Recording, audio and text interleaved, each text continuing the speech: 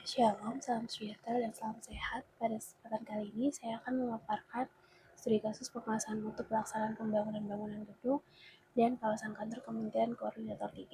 Saya digital dulu dari Balai Prasarana Permukiman Wilayah Nusa Tenggara Timur. Pembahasan yang akan saya bahas adalah pendahuluan, profil lokasi studi kasus, pembahasan, dan juga penutup. Yang pertama adalah latar belakang, di mana bangunan gedung merupakan hasil konstruksi yang harus memenuhi beberapa aspek seperti mutu, waktu, biaya, dan juga sesuai dengan standar teknis yang berlaku. Berikutnya adalah kualitas hasil konstruksi sangat dipengaruhi oleh aktivitas pengawasan mutu selama masa pelaksanaan. Pada pembangunan bangunan gedung juga masih sering dijumpai adanya kerusakan ini sebelum beroperasi bangunan gedung tersebut, sama halnya dengan pembangunan bangunan gedung dan kawasan kantor Kementerian Koordinator 3 yang masih terdapat di blacklist.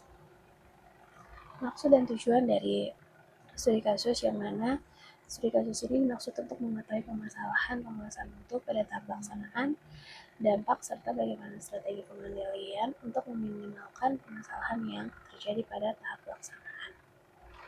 Tujuannya, yang pertama untuk mengidentifikasi permasalahan pengawasan, kedua menganalisis risiko dan dampak, yang ketiga menyusun strategi pengendalian mutu, dan yang keempat memberikan rekomendasi teknis pengawasan mutu pada tahap pelaksanaan pembangunan bangunan gedung.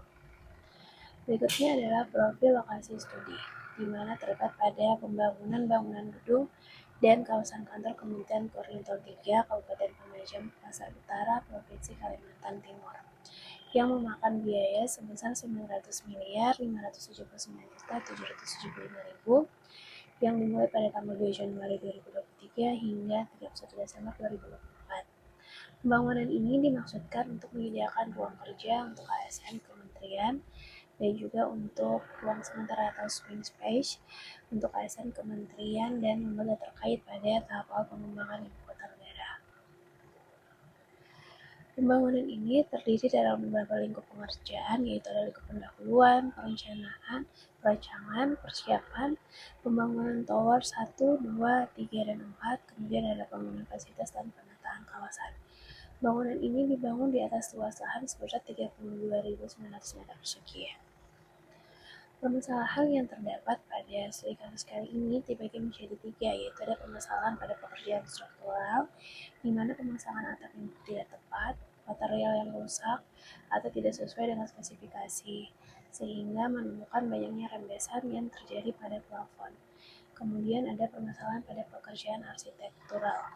Pada pekerjaan arsitektural ini terdapat plafon yang rembes karena beberapa hal seperti kondisi lembab, kemudian kurangnya ventilasi sehingga memperburuk masalah plafon rembes sehingga menyebabkan kebocoran dan plafon yang berlubang.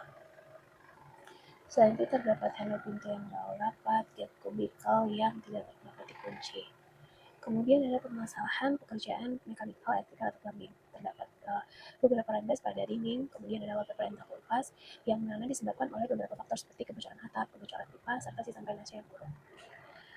Untuk risiko dan dampak dari permasalahan yang ada, yang mana untuk risiko adanya kerusakan struktur bangunan, kerusakan material bangunan, korsleting listrik, hingga menyebabkan kegagalan konstruksi akibat kebocoran yang tidak diperbaiki. Terus dampak yang ditimbulkan adanya menyebabkan biaya perbaikan yang tinggi karena diperlukan penggantian komponen yang rusak, perbaikan struktur bangunan, dan juga waktu pengerjaan yang bertambah, hingga adanya risiko keselamatan akibat plafon runtuh. Untuk strategi pengendalian mutu, di mana ada beberapa tahap, yaitu ada inspeksi untuk memeriksa material yang akan digunakan dan memeriksa proses pengerjaan yang harus memastikan kesesuaian dari spesifikasi. Kemudian ada pengendalian mutu atau quality control, ada penjamin mutu atau quality assurance, manajemen mutu atau quality management, dan juga pengendalian proses pelaksanaan dan juga pengawasan, di mana setiap proses mulai pelaksanaan harus adanya pemeriksaan kesucian material dan juga dibutuhkan pengawasan yang sangat kompeten dan aktif dan juga tegas agar pekerjaan dilaksanakan dapat diawasi dengan baik. Terakhir, kesimpulan dan rekomendasi teknis. Pengawasan mutu pada tahap pelaksanaan pekerjaan pembangunan bangunan gedung dan kawasan kantor Kementerian Koordinator 3 ini belum optimal, sehingga dibutuhkan evaluasi untuk pelaksanaan pekerjaan pembangunan berikutnya. Kemudian permasalahan yang muncul pada bangunan gedung ini terdapat pada pekerjaan struktural, pekerjaan arsitektural, dan MBP. Untuk rekomendasi teknis, yang pertama untuk memperkuat sistem pengawasan mutu seperti inspeksi, pengendalian mutu, penjamin mutu, manajemen mutu secara konsisten, kemudian melakukan pemeriksaan berkala dan melakukan evaluasi mutu secara berkala. Yang ketiga, meningkatkan peran pengawas lapangan pada setiap proses pekerjaan. Sekian dari saya dan terima kasih.